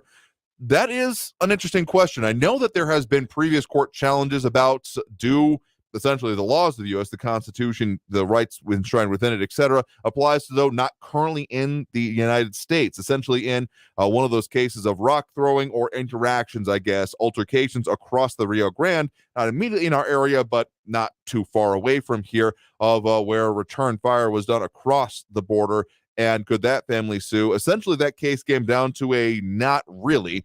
So those already within the U.S., that's a different question. And, well, probably what we'll see, those challenges, the lawsuits that were filed in similar-ish, but not exactly the same cases involving, again, the Florida governor, seeing how those percolate through will probably offer a more definite answer with that. But so a short answer is, without having done extensive research on the issue, I'm not positive, so I'll be watching those cases closely myself here. But let's get back to those phone lines now. Again, that number to call if you want to squeeze in on the line, 915-544-5876, 915-544-KTSM. We do have Frankie and Messia on the line with us here right now. Frankie, thanks for joining us. All right. I got to tell you, right out of the box, I am ecstatic in full. I'm so giddy. I'm like one of those little kids that's got his first ice cream cone.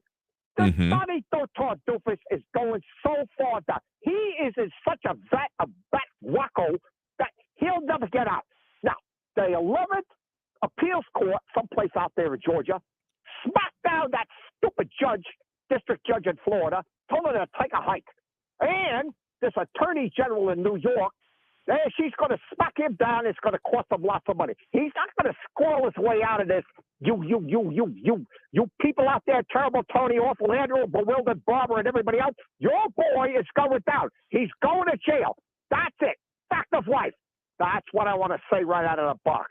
All right. Well, in specific cases we're talking about, I think really what comes more to mind of the possibilities there would be anything coming out of New York, just given how New York works here, but coming out of the Georgia and the 11th district or circuit court you're talking about there, I don't know if jail is going to be real. I mean, we're talking more about the special master kind of things, right? No, not that one. Special Okay. master flat told the Donnie Dotard's lawyers, hey, you either got it this way or you got it that way. You can't have your cake and eat it too. Now, okay. No, the whole point, to make this thing real short and simple, the 11th Appeals Court told this judge she has no logical thought process regarding the classification stuff. The FBI, Department of Justice, has every single right under our law to go out with this criminal investigation on relative to the classified information. Yes. Okay, so not exactly the special master situation, but related to it. Okay, I'm on track with you here now. So maybe not. Again, I'll not be holding my breath to see if prosecution comes out of this here. But again, if you're really interested in seeing personal consequences, if that's the way you want it, I'd look closer to what's coming out of New York here, even if, again, the political motivations are maybe still a question there as well here. But if you're in it for the Schadenfreude, well, I hope you enjoy the ride. Well, along with being giddy like a little kid with his first ice cream cone, this is the ultimate of Schadenfreude. And before I finally go, hey, Befuddled Ben, this is for you. Let's go, Amber Parker. That's all I want to say. All right. Well, thanks for the point in the call. You have a good one there. All right. Let's squeeze in one more call before we hit that next break. Again, the number to call, 915-544-5876-544-KTSM. We do have Greg calling in from the Bassett area. Greg, thanks for joining us. Well, actually, I had one point, but he brought up another one that's really good. You know, all these laws that they're chasing Trump with were put into effect by Trump. He did it to go after Hillary, and it didn't work then either. But the other thing is, you know, we need to ship illegals out, and I agree with you, but Miami's got a lot of room, and so does Mar-a-Lago. Send them there. They'd love to see them. Think about it. Payback's a bitch. All right. Well, thank for the point in the call there. I think we'll be just close enough there on the line with the call. But just remember, we get too spicy with the language. We have to end up ending calls. But I want to say, if you're going to, again, in it for the Schadenfreude, think about what happened in Martha's Vineyard. Also, I guess, some of the reports, I looked further into it because, I wasn't too surprised about what happened there. But further on, what happens is that there wasn't exactly a lot of shelters on that particular island, and whether or not Mar-a-Lago would be actually equipped for it. Actually dealing with people the way they need to be with, because when it comes down to just using people to make a point, that's the real issue I've had this whole process. And saying, oh, we're just going to ship them over there, then it's their problem, and they'll see what it's like here. Is like, okay, if you're wanting to make a point, sure. And if people are voluntarily doing it, voluntarily kind of in air quotes for those in our radio audience, is, again, I have some issues with that, but if you're not interacting with any of the organizations, officials, etc., on the receiving end of it, then that's just kind of putting the people involved with it, rocking a hard place there. So appreciate the point in the call here. You have a good one there. All right, we got to take that next break now. Again, just get a little bit squidgy when we start getting into some of the spicier language. Again, do believe my understanding of requirements there are fine, but just remember those. If you have any questions about what can or can't be said on the radio, refer back to that very great piece about the 7 deadly words.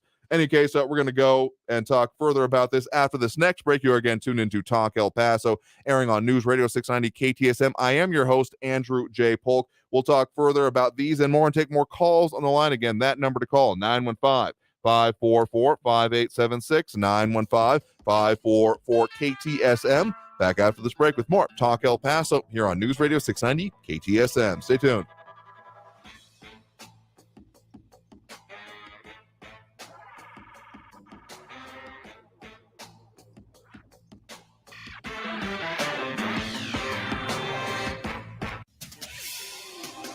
El Paso's News Radio 690 KTSM. Hello, everyone. This is Robert Olguin with your KFOX 14 News Update. Today is a day of remembrance across the Las Cruces community. Abraham Romero, a local teenager who lost his life after being severely injured during a football game, is being remembered. Today was declared Abe Romero Day by local officials. He played for Organ Mountain High School, and Friday, Organ Mountain plays Centennial for their rivalry game. Meantime, Texas Governor Greg Abbott continues to send busloads of migrants to the East Coast. They arrived at New York City's Port Authority bus terminal this morning. Officials in New York say the city's shelter system is nearing a breaking point. The city now searching for new ways to house migrants that are being sent there from the southern border. This has been your KFOX 14 News Update. I'm Robert Olguin. News Radio 690. Traffic all day. I-10 eastbound at Reynolds, a crash is blocking the right shoulder at the entrance ramp, slowing traffic. I-10 westbound at Yarborough, that accident is cleared. All lanes are back open. Still some delays back to Lomaland. On Gateway East at Lomaland, a semi-auto hauler with cargo is blocking the left shoulder. And a crash at Edgemere eastbound just east of Joe Battle. Carrie Edwards, El Paso traffic. High pressure is dominating our weather, and that means dry and sunny conditions continue through the end of the week. Your forecast for tonight calls for mostly clear skies, light winds, with overnight lows cooling into the middle to upper 60s by tomorrow morning. Coming up tonight, we'll talk about what's in store as we wrap up the week, plus when we could see a few more storms and cooler weather. From the KFOX 14 Severe Weather Center, I'm meteorologist Kira Miner. This report is sponsored by Brake Masters. It doesn't matter what you drive, it's how you get there. BrakeMaster doesn't care. We've seen it all and fixed it all. Get your vehicle in BrakeMaster shape today. Download coupons and schedule an appointment from your smartphone. BrakeMaster. We give you an honest break. Here at iHeartMedia, we have audio covered.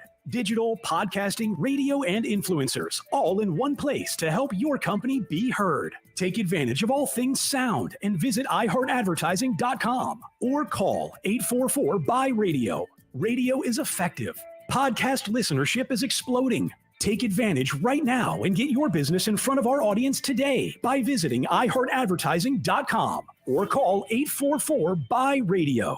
Talk El Paso, bringing you the biggest stories from the borderland and beyond, 4 to 6 p.m. every weekday, brought to you in part by Sergio Lewis Body Shop. Call the pros at 915-593-0191. That's Talk El Paso, Monday through Friday at 4, right here on News Radio 690 KTSM. Wendy's Biggie Bag is still just $5. Get a double-stack junior bacon cheeseburger or crispy chicken BLT plus 4-piece nugs, small fries, and a small drink. Grab your bag at Wendy's today. Includes choice of double-stack JBC or crispy chicken BLT with 4-piece nugs, small drink, and fries. U.S. price and participation may vary. Prices may be higher in Alaska and Hawaii. This report is sponsored by Wendy's $5 Biggie Bag. So I'm a cat, and I just moved in with this new human, and she's got this little toy she's always playing with all day long. Tap, tap, tap, tap, bloop, bloop. She can't put it down. There it is. Oh, and get this. She even talks to it. Last week, she asked it for Chinese, and guess what? Egg rolls showed up like magic.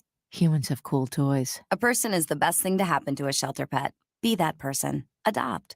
Brought to you by the Ad Council and the ShelterPetProject.org. Next Thursday, you will be caught in an extreme flash flood. Disasters don't plan ahead, but you can. Talk to your loved ones about making an emergency plan. Get started today at ready.gov/plan. Brought to you by FEMA and the Ad Council. Weather and traffic info. You need it? We have it. Traffic and weather all day. Stay informed. News Radio 690 KTSM. El Paso's News Radio 690 KTSM. Live from the KTSM AM 690 studios, it's Talk El Paso with Andrew J. Polk. To be a part of the show, call 915-544-KTSM or follow on Facebook at facebook.com/Talk El Paso. Now here's your host, Andrew J. Polk. Thank you all so very much for joining us here for Talk El Paso, airing live on News Radio 690 KTSM. I'm your host, Andrew J. Polk. Thank you for tuning in however you may be doing so, be it on air, online, live streaming through the free and reliable iHeartRadio app, or joining us over on the various social media lines, facebook.com/Talk El Paso, the Talk El Paso channel over on YouTube, Twitter at Talk El Paso, or twitch.tv, Andrew J. Polk.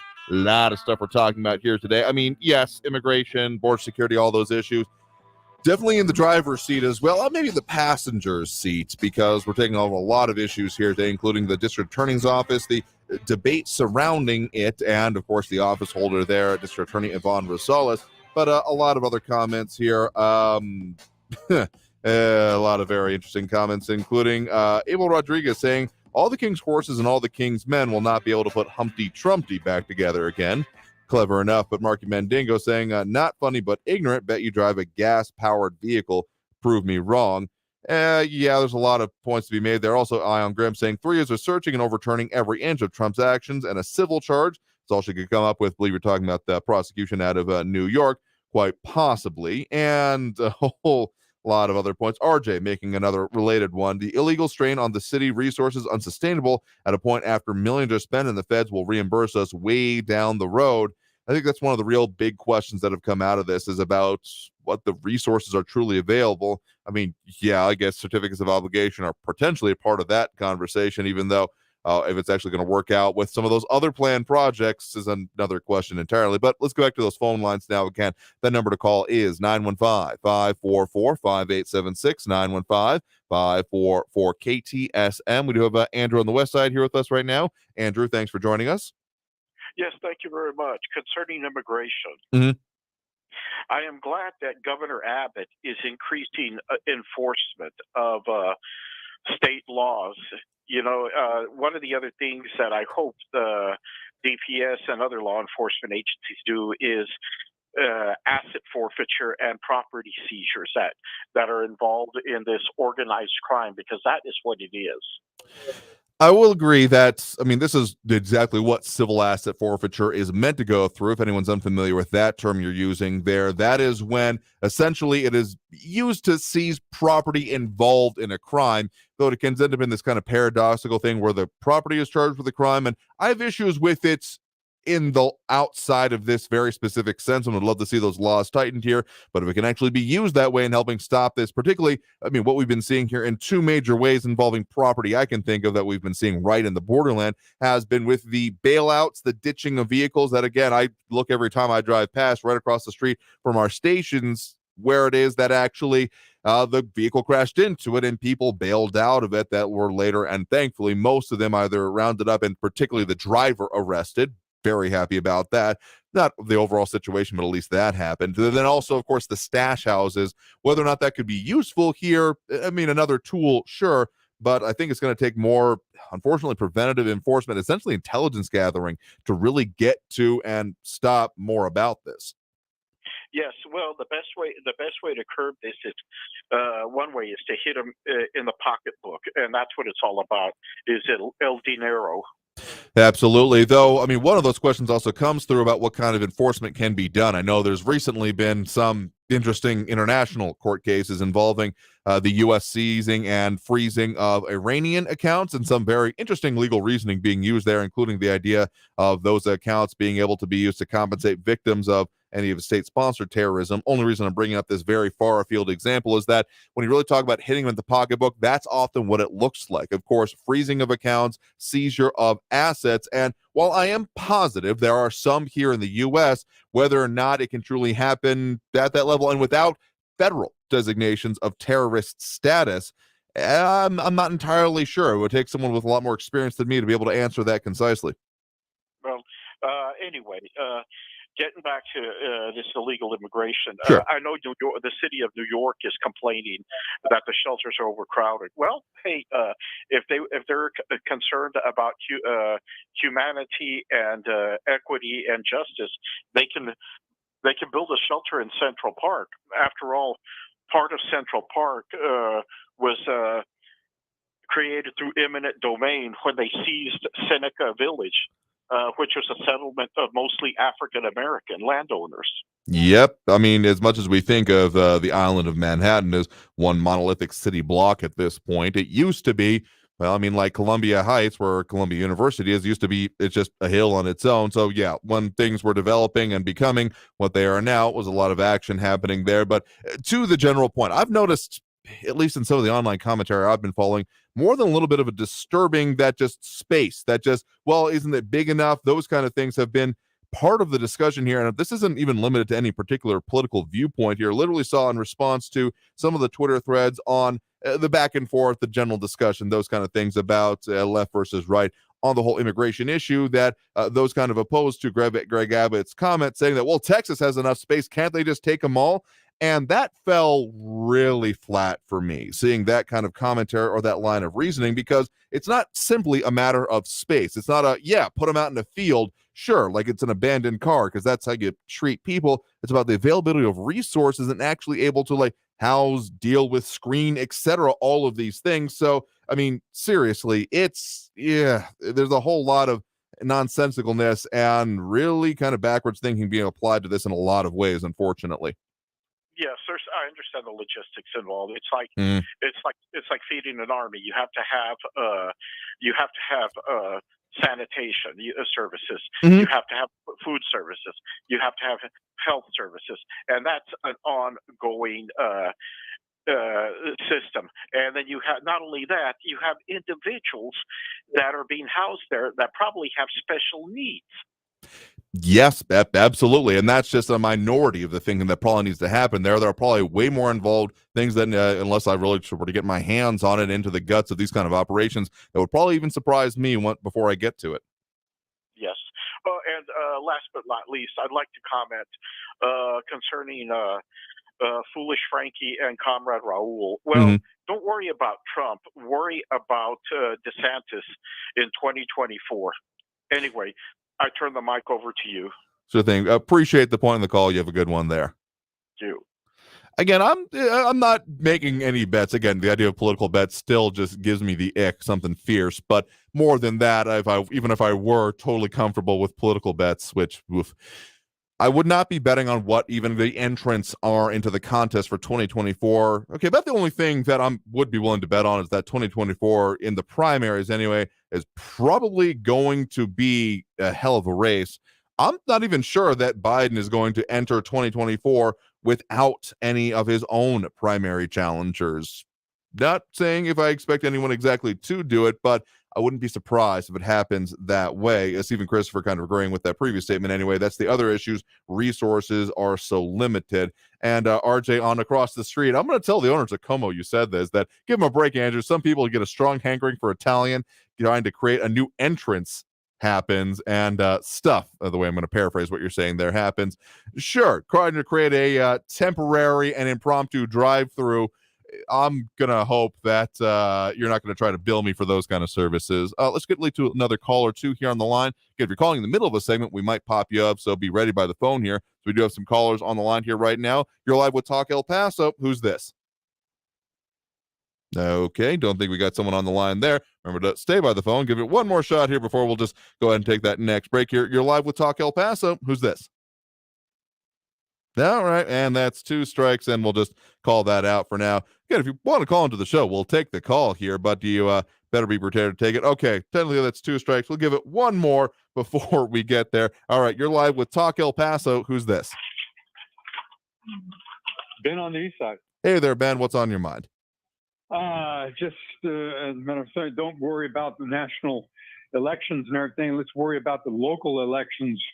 The way I see it, this is a federal government problem brought on by the federal government policies, and this should be taken care of and is the sole responsibility of the federal government.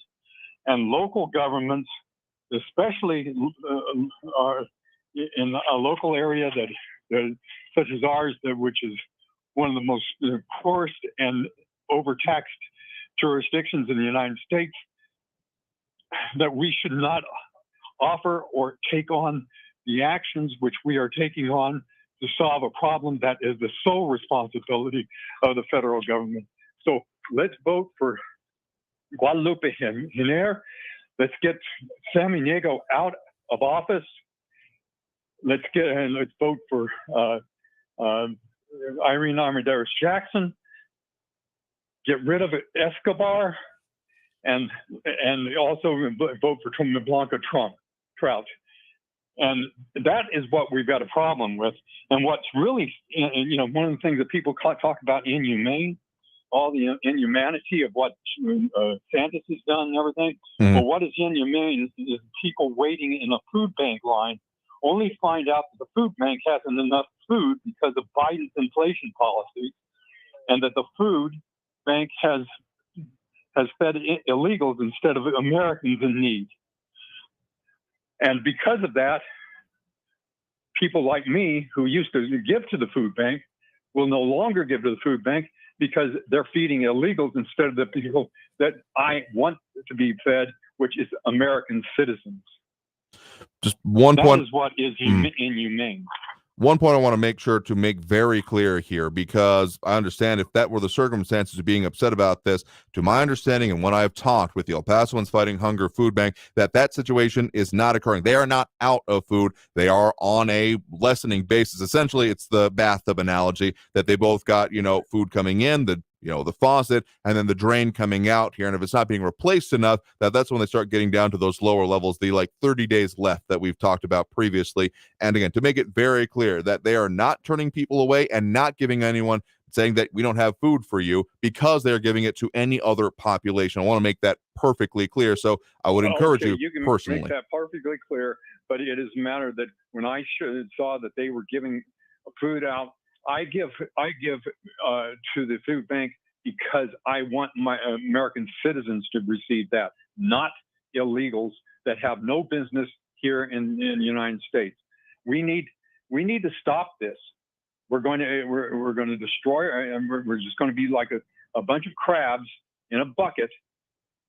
The crabs at the top will get out a little bit, and then the rest of them are going to be, the ones at the top will be pulled down by the ones at the bottom. Before you know it, you got a bunch of dead crabs.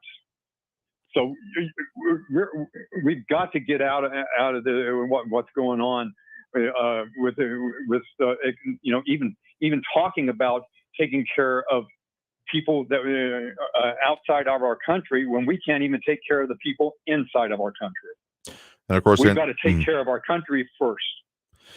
Again, entitled to your opinion on that directly here. I get very emotional when I think about the food bank here because of the important work it does here. So, of course, entitled to your opinion on the rest of it. And otherwise, definitely agree with you about the bang for the buck in local elections. That's really where, well, what you do in the ballot box and the rubber hits the road. So appreciate the point in the call. You have a good one there. Let's go, Brandon. All right. Appreciate the call there. I mean, I just think that if we focus on our local efforts and being involved with it, I got to just disagree with the idea of pulling back and saying, no, I'm not going to support something that does such good work in our community. I mean, I don't have any stake in that. I'm not on the board or anything for the El Pasoans Fighting Hunger Food Bank.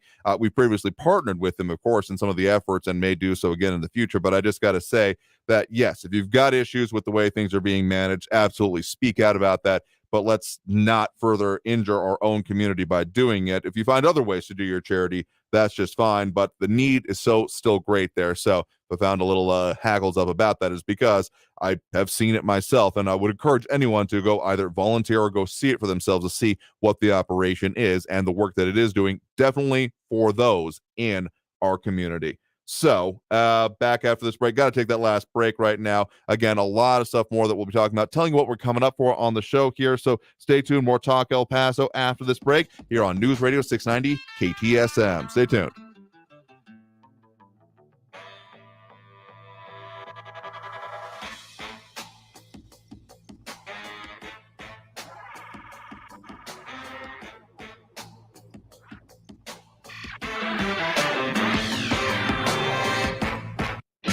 Traffic all day. News Radio 690. I-10 eastbound at Reynolds, an accident involving two vehicles blocking the right shoulder at the entrance ramp. I-10 eastbound is slow between Trans Mountain and the 54 Patriot with 6-minute delays. That accident on I-10 westbound at Yarborough Drive exit is cleared, and a disabled vehicle on Border Highway eastbound at Padres Drive is blocking the right shoulder. Carrie Edwards, El Paso traffic. This report is sponsored by Liberty Mutual Insurance, where you only pay for what you need. Liberty. Nobody should have to pay for one-size-fits-all insurance coverage. Liberty Mutual customizes your car and home insurance so you only pay for what you need. Liberty, liberty, liberty, liberty. The El Paso Community Foundation supports the causes you feel passionate about here in the borderland, whether it's education, social services, arts and culture, the environment, health, or economic development. The El Paso Community Foundation has been promoting philanthropy and progress in our hometown region for more than 45 years. Make your mark with us. Start a fund today for good, for El Paso, forever. Learn more at epcf.org. That's epcf.org. iHeartRadio Earth is here with little tips for a healthier planet. Plastic waste in the environment persists for hundreds to thousands of years and creates serious risks for wildlife, ecosystems, and humans. Help reduce plastic waste by replacing single-use plastic packaging, bottles, and containers with reusable products. Brought to you by iHeartRadio Earth and the National Environmental Education Foundation. To find more tips for smarter, sustainable living or to take action in your own community, go to iHeartRadio.com/Earth. Research shows listeners prefer a personalized experience. So to help you remember, Liberty Mutual customizes your home insurance. We personalized this ad for Amber, who really misses boy bands from the 90s. Hey girl, I'm the cute one, here to tell you how Liberty Mutual customizes your home insurance so you only pay for what you need. I'm the heartthrob. The only thing I love more than you is saving. And I'm the other boy in the band everyone forgot about. Only pay for what you need at libertymutual.com. Liberty, liberty, liberty, liberty. Is there a calculator that can't compute in your kitchen drawer? Recycle it at Staples. A shredder that won't shred under your bed? Or a collection of cables cluttering up your closet? Recycle them now at Staples. With Staples Free Tech Take-Back, we'll recycle your old tech free. Plus, rewards members get $5 back in rewards. So if you have modems, mice, and mobile phones making a mess of your home, recycle them now at Staples. Limit 1 reward per month. Redeemable in-store only. Exclusions apply. Visit staples.com/recycling for details. Heads up, Texas. So you don't rear end me when I'm at a stoplight. So I can ride my bike safely.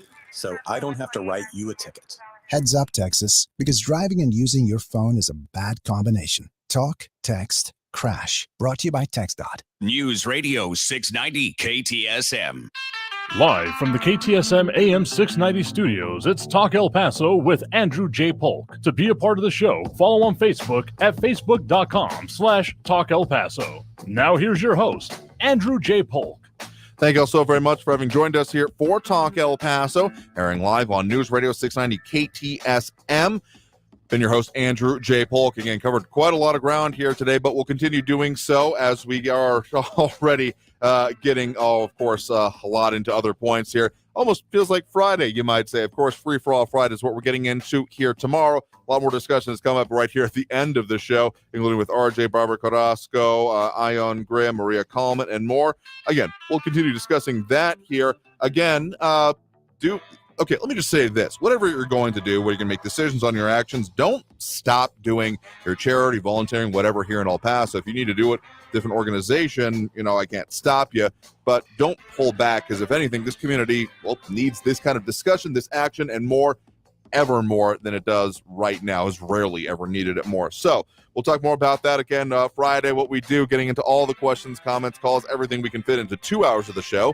Do our best throughout the rest of the days of the week, but we really delve into it, what we get coming on with the rest of it. So we got to leave it there for today because we are super out of time for this program. So I want to personally thank everyone who did tune in, call in, comment, participate in the show. Seriously, those comments, those likes, reacts, those shares, all of it helps support the show and our continuing mission to talk about the things that affect us here in the borderland, because no one else is going to do it like we do here. So we'll be back tomorrow, 4 to 6 p.m. as we are every Monday through Friday. So in the meantime, stay safe out there. Look twice for motorcycles when out on the road. Have a great evening, y'all. We'll see you tomorrow.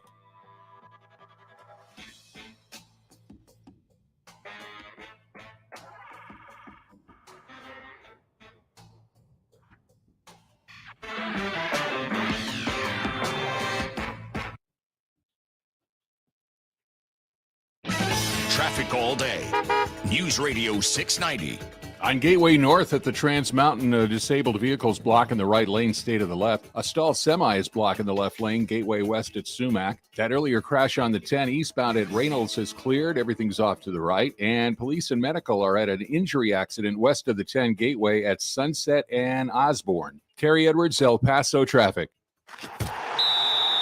Kick off your season with a win at Sun & Park Chrysler, Dodge, Jeep, Ram, Fiat. Hey, El Paso, Ivan Ochoa, General Manager of Sun & Park Chrysler, Dodge, Jeep, Ram, Fiat. We need trades, and we need them now. Even if you owe thousands more than what your vehicle is worth, we want it. So trade today and upgrade today for less. For a limited time, get 0 APR for 72 months on new 2022 Ram trucks and on the all-new 2022 full-size Wagoneer SUV with third-row seating. Plus, during Jeep Adventure Days, get $4,000 off MSRP on select new Jeep Gladiators. Worried about your credit? Forget about it. We've partnered with even more aggressive lenders with great rates and terms for good credit, or even if your credit is less than perfect. All military personnel and first responders receive an additional discount. Thank you for your service. Trade and upgrade for less at Sun & Park Chrysler, Dodge, Jeep, Ram, Fiat. Where buying a car is fun. At I-10 at Sun & Park Drive or online at sunandparkdodge.com.